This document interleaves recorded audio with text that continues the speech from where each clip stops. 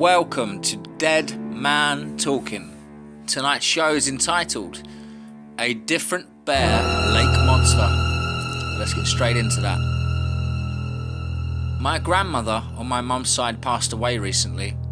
I wasn't close to her later in life for reasons that I don't think really matter here, but I was still roped into helping go through her many boxes of pictures with my mum and aunt. We were maybe 2-3 hours into this when I came across a photo that made my stomach drop. In the image were two boys, about 8 or 9 years old, with mischievous grins and a hint of trouble in their eyes, standing in front of a great lake. The colours were faded, but the memories it dredged up were sharp and painfully clear in my mind. The picture was of me and my childhood best friend Corey, taken the summer of his tragic death. Hell, the photo was maybe days before the incident, if that. I don't recall most details of the trip, but I can remember vividly what happened to him. It's something that long since had been buried in the back of my mind and I'd kept quiet about for years now. When I was younger, my family used to spend many weekends out at Bear Lake on the Utah and Idaho border. We'd camp, swim, barbecue, and have a blast. Corey had come along on many of these trips since we were about as close to inseparable as you could possibly get without actually being attached.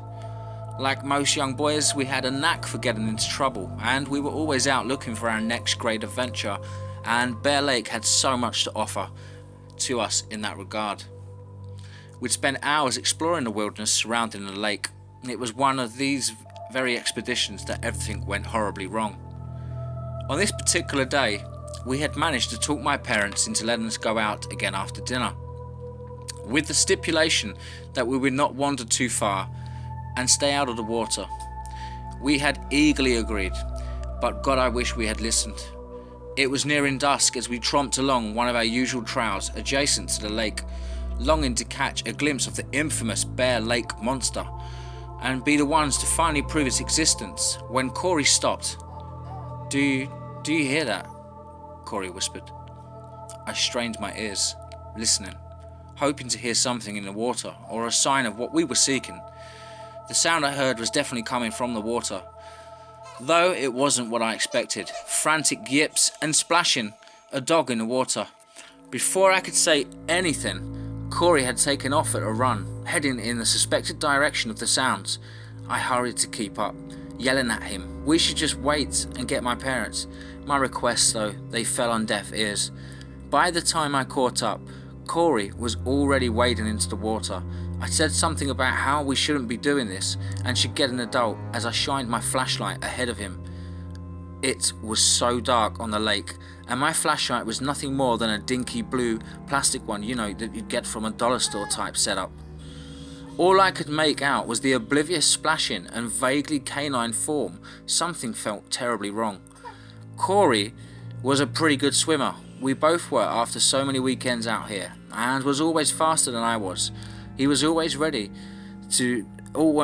already almost to the splashing before I could voice my concern. I stood on the bank watching in horror, internally arguing with myself over whether I should follow him or run and get help, when I saw the scene erupt and Corey pulled under. What I'm sure was meant to be a scream was drowned out by the now violent splashing.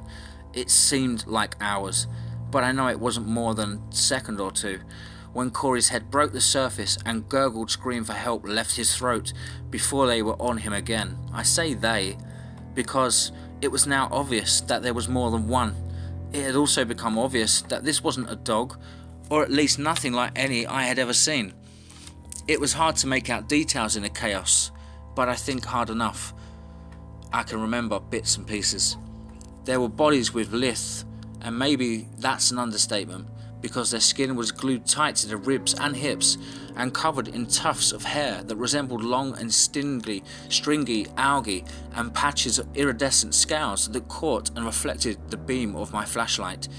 They moved in a way that was almost like a cat toying with the prey, like this was entertainment and not just a meal.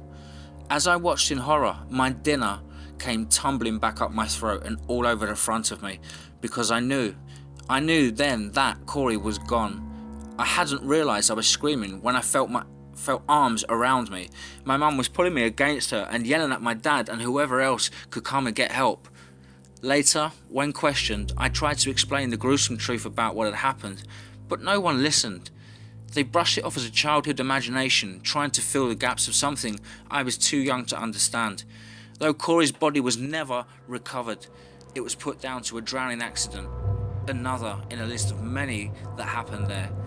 I gave up on trying to explain that wasn't true, and my family discontinued their trips to Bear Lake. I still won't go near their large bodies of water to this day. If you are ever out on the shores at night and hear those sounds coming from the dark and murky water, and a voice at the back of your head whispers warnings, heed them.